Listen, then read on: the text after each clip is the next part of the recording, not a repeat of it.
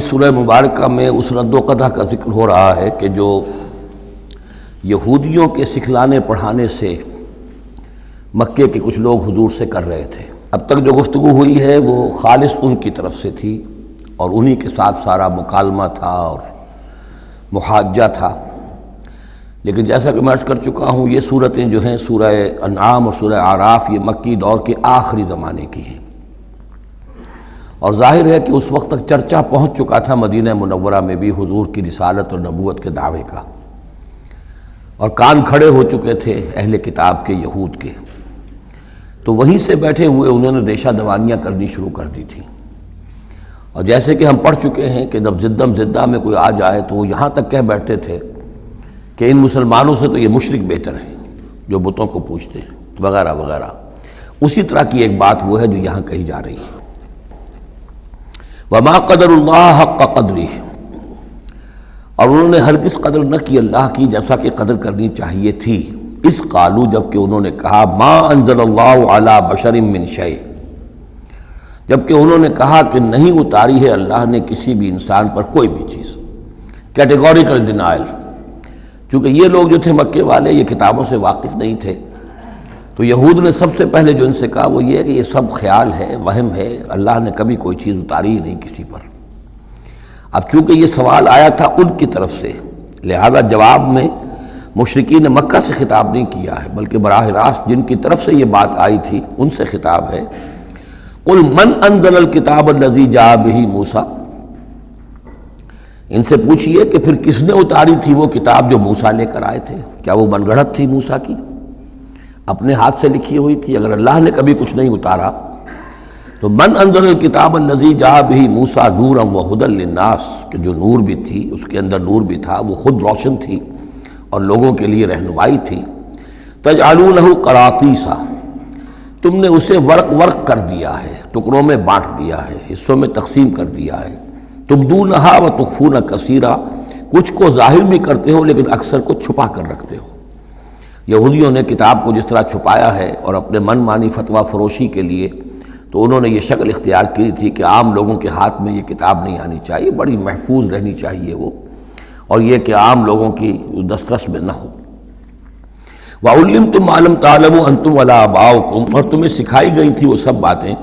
جو نہ تم جانتے تھے تمہارے آباء و اجداد جانتے تھے۔ قُلِ اللَّهُ، کہیے یہ سب اللہ نے نازل کیا، تورات بھی اللہ نے نازل فرمائی تھی، انجیل بھی اللہ نے نازل فرمائی تھی، اب یہ قرآن بھی اللہ نے نازل فرمایا ہے۔ ثُمَّ ذَرْهُمْ فِي خَوْضِهِمْ يَلْعَبُونَ، پھر یہ بات کہنے کے بعد اے نبی صلی اللہ علیہ وسلم ان کو چھوڑ دیجئے اور ان سے کنارہ کشی کر لیجئے، وہ اپنی باتوں میں خرافات کے اندر کھیلتے رہیں۔ وَهَذَا كِتَابٌ أَنزَلْنَاهُ مُبَارَكٌ، اور اب یہ کتاب ہے جسے ہم نے نازل کیا ہے بڑی بابرکت ہے۔ مُصَدِّقُ الَّذِي بَيْنَ يَدَيْهِ، جو تصدیق کرتے ہوئے آئی ہے اس کی جو اس کے سامنے موجود ہے۔ وَلِتُنذِرَ أُمَّ الْقُرَىٰ وَمَنْ حَوْلَهَا، تاکہ اے نبی صلی اللہ علیہ وسلم آپ خبردار کر دیں ام القریٰ اور اس کے آس پاس کے لوگوں کو۔ قریٰ قریے کی جمع ہے، قریٰ بستیوں کی ماں، بستیوں کی جڑ، بستیوں کی بنیاد۔ ہر ملک کے اندر ایک شہر ایسا ہوتا ہے کہ جو گویا کہ اس کے لیے مرکز کی حیثیت رکھتا ہے، دارالخلافہ کہیں، دارالحکومت کہیں۔ تو اگرچہ عرب میں کوئی حکومت نہیں تھی مرکزی حکومت، لیکن یہ کہ عرب میں، جزیرہ نما عرب میں مکہ مکرمہ کو ام القریٰ کی حیثیت حاصل تھی۔ یہی ایک شہر ایسا تھا کہ جہاں ایک تو یہ کہ کعبہ تھا، تمام قبیلے جو ہیں وہ یہاں حج کے لیے آتے تھے، ان کا مذہبی مرکز تھا۔ پھر یہ کہ جو قریش کو خاص طور پر ایسٹ ویسٹ ٹریڈ کے اندر جو خاص مونوپلی حاصل ہو گئی تھی، اور وہ بھی اسی کعبے کی برکت کی وجہ سے، اس کی وجہ سے پیسے کی ریل پیل بھی تھی، قافلے آتے تھے جاتے تھے، یہیں سے ہو کر جو یمن سے قافلے چلتے تھے مکے سے ہو کر شام کو جاتے تھے، شام سے آتے تھے مکے سے ہو کر پھر یمن کو جاتے تھے۔ یہ ام القریٰ ہے۔ تو اے نبی ہم نے آپ کے پاس اب یہ کتاب نازل کی ہے جو مبارک ہے، تاکہ آپ ام القریٰ میں جو رہنے والے انہیں خبردار کریں، اور من حولہا، اور جو ان کے ارد گرد ہیں۔ اب یہ من حولہا کا معاملہ یہ ہے کہ اس کا تو دائرہ بڑھتا چلا جائے گا، اس لیے کہ ایک ماحول امیجیٹ ہے، ایک ذرا اور فاصلے پر ہے، ایک اور فاصلے پر ہے۔ اور ویسے یہ ہے کہ دنیا کا نقشہ اگر ہم دیکھیں کہ جو بھی پرانے بر اعظم 3 تھے، ایشیا، یورپ اور افریقہ، باقی یہ کہ امریکہ بھی بہت دیر کے بعد جا کر جو دریافت ہوا ہے، آسٹریلیا اور انٹارکٹیکا جو ہیں، تو یہ اصل میں ناف معلوم ہوتی ہے ان تین بر اعظموں کی۔ تینوں بر اعظم جہاں پر جڑ رہے ہوتے ہیں، تقریباً یہ علاقہ ہے جسے ہم مڈل ایسٹ کہتے ہیں۔ یہ مڈل ایسٹ تو اس کے لیے مس نومر ہے، صحیح لفظ نہیں ہے، لیکن یہ ضرور ہے کہ یہ نقطہ اتصال ہے جہاں یورپ مل رہا ہے، ایشیا مل رہا ہے، افریقہ مل رہا ہے، اور اس جنکشن پر یہ جزیرہ نماء عرب واقع ہے۔ لہذا یہ اس اعتبار سے پوری دنیا کے لیے بھی ایک مرکز کی حیثیت رکھتا ہے۔ تو من حولہا میں پھیلتے چلے جائیں گے تو پورا کرۂ ارضی بھی آ جائے گا۔ والذین یؤمنون بالآخرۃ یؤمنون بہ، اور وہ لوگ جو آخرت پر ایمان رکھتے ہیں، یعنی یہ کہ ان لوگوں میں سے بھی، مشرکین میں سے بھی، ایک تو وہ جو سرے سے منکر ہیں بعث بعد الموت کے، لیکن جن کے ذہن میں کچھ بھی تصور ہے کہ نہیں ہے، اب یہ اٹھنا ہے، جواب دہی ہے، تو پھر یہ ہے کہ وہ اس پر ایمان لے آئیں گے۔ وَهُمْ عَلَىٰ صَلَاتِهِمْ يُحَافِظُونَ، اور وہ اپنی نمازوں کی حفاظت کرنے والے ہیں۔ اس میں اشارہ ہو رہا ہے کہ لوگ ایمان لے آئے ہیں، آخر مکے ہی میں سے تھے نا تمام صحابہ کرام مہاجرین۔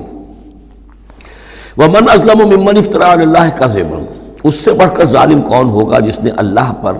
کوئی بات گھڑ کر منسوب کر دی، نمبر ایک۔ اور نمبر دو، أَوْ قَالَ أُوحِيَ إِلَيَّ وَلَمْ يُوحَىٰ إِلَيْهِ شَيْءٌ، اسی طرح اس شخص سے بڑھ کر ظالم کون ہوگا جو یہ کہے کہ مجھ پر وحی کی گئی ہے جبکہ اس پر کوئی وحی نہ کی گئی ہو۔ یعنی یہ دونوں باتیں برابر کے گناہ ہیں شناعت کے اعتبار سے، اللہ کی طرف کوئی شے منسوب کر دینا یا یہ کہنا کہ مجھ پر کوئی شے وحی کی گئی ہے، یہ دونوں باتیں برابر کی ہیں۔ تو ذرا سوچو کہ جو محمد صلی اللہ علیہ وسلم تمہارے سامنے موجود ہیں، کیا ان کی سیرت و کردار کی کوئی مناسبت ہے؟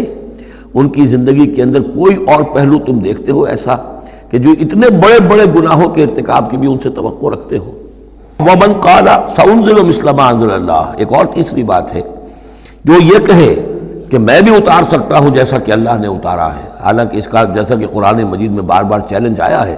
لیکن یہ کہ اس کا مقابلہ کسی نے نہیں کیا، پھر بھی یہ کہ زبان میں یہ الفاظ کہہ دینے کی حد تک کسی نے بکواس کر دی ہوگی۔ وَلَوْ تَرَىٰ إِذِ الظَّالِمُونَ فِي غَمَرَاتِ الْمَوْتِ، اور کاش کہ تم دیکھ سکتے جبکہ یہ ظالم موت کی سختیوں میں ہوں گے، نزع کے عالم میں ہوں گے، وَالْمَلَائِكَةُ بَاسِطُو أَيْدِيهِمْ، اور فرشتے اپنے ہاتھ آگے بڑھا رہے ہوں گے، اخرجوا انفسکم، نکالو اپنی جانیں، اليوم تجزون عذاب الہون بما کنتم تقولون علی اللہ غیر الحق، آج تمہیں نہایت اہانت آمیز سزا دی جائے گی، عذاب دیا جائے گا بسبب اس کے جو تم کہتے رہے تھے اللہ کی طرف منسوب کر کے ناحق باتیں، وَكُنْتُمْ عَنْ آیَاتِهِ تَسْتَكْبِرُونَ، اور تم اللہ تعالیٰ کی آیات سے استکبار